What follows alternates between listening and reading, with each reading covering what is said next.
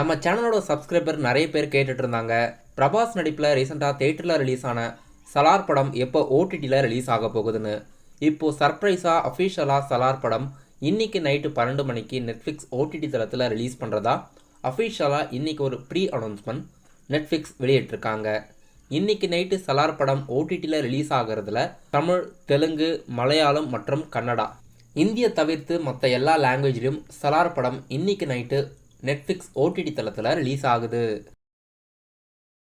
நடிகர் மகேஷ் பாபு நடிப்பில் பொங்கலுக்கு தேட்டரில் ரிலீஸ் ஆன படம் குண்டூர் காரம். குண்டூர் காரம் படம் ரிலீஸ் ஆகி இதுவரைக்கும் 212 கோடி உலகம் முழுவதும் கலெக்ட் ஆகியிருக்கிறதா அஃபிஷியலாக கலெக்ஷன் ரிப்போர்ட் இன்னைக்கு வெளியிட்டிருக்காங்க. தெலுங்கு லாங்குவேஜில் ரிலீஸ் ஆகி அதிக வசூலை கலெக்ட் ஆன படம் இந்த படம்னு போஸ்டரில் மென்ஷன் பண்ணியிருக்காங்க. தெலுங்கு லாங்குவேஜில் மட்டும் ரிலீஸ் ஆகி 212 கோடி கலெக்ட் ஆகி நம்பர் 1 இடத்துல இருக்கிறதா தெரிவிச்சிருக்காங்க. சைத்தான் படத்தோட அஃபிஷியல் ரிலீஸ் தேதி அறிவிச்சிருக்காங்க. படம் மார்ச் 8ஆம் தேதி தேட்டரில் ரிலீஸ் ஆகுது. இந்த படத்தில் நடிகர் மாதவன், ஜோதிகா, அஜய் தேவன்லாம் நடிச்சிருக்காங்க.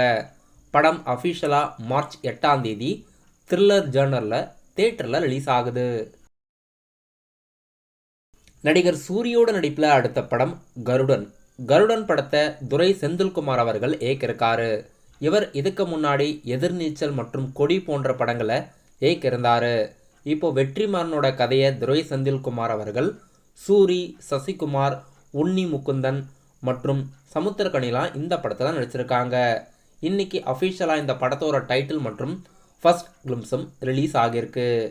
யுவன் சங்கர் ராஜா மியூசிக்கில் படம் தயாராகி போஸ்ட் ப்ரொடக்ஷனில் இருக்குது. தெலுங்கு லாங்குவேஜில் ஒரிஜினலாக எடுக்கப்பட்டு பேன் இண்டியா லாங்குவேஜில் டப் பண்ணி ரிலீஸ் பண்ண படம் ஹனுமான். ஹனுமான் படம் இதுவரைக்கும் உலகம் முழுவதும் 150 கோடி கலெக்ட் ஆகியிருக்கிறதா அஃபிஷியலாக கலெக்ஷன் ரிப்போர்ட் வெளியிட்டிருக்காங்க. ஹனுமான் படம் எதிர்பார்த்ததை விட பிரம்மாண்டமான வெற்றியை பெற்றிருக்கு.